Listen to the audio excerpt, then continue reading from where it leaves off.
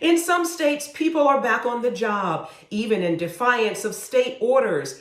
It's a growing move as some Americans argue the government has overstepped its bounds. 77-year-old Michigan barber Carl Monkey has become a symbol of resistance for many people after defying Governor Gretchen Whitmer's lockdown orders, considered by many in his state to be too restrictive. In business for 60 years, he won a court victory Monday in his fight to stay open. Supporters cheered Monkey outside his shop during a press conference after a judge denied the state's request to sign a temporary restraining order against the barber and granted him a hearing. 1 week ago today, I made a decision that I was going to open my barber shop. There's an old serenity prayer. That serenity prayer says, God, grant me the serenity to accept the things I cannot change, the courage to change the things I can, and the wisdom to know the difference. And I took the courage part of that. Monkey reopened his shop on May 4th, violating the governor's executive order for non-essential businesses to remain closed, and was given a cease and desist order. You know, I had gone 6 weeks without a paycheck, with no money coming in. I've always worked. I've never looked for handouts. I don't even know what they are. I had somebody call me and say, well, why didn't you get on food stamps? Well, you know, I don't want food stamps. I want to work.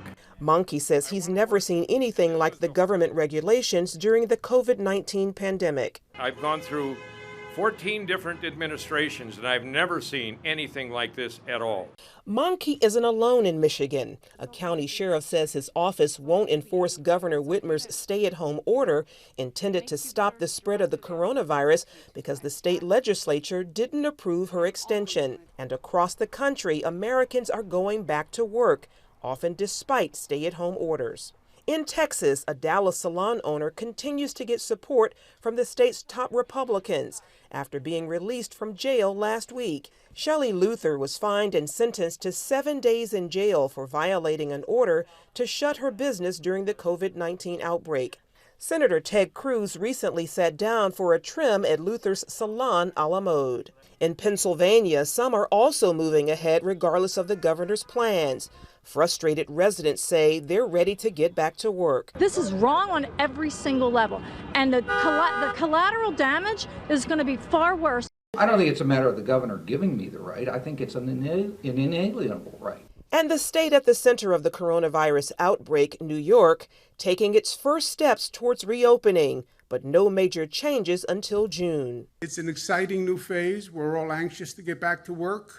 And for now, a growing number of Americans worried about the economic damage from the lockdowns say it's time to go back to work. Charlene Aaron, CBN News.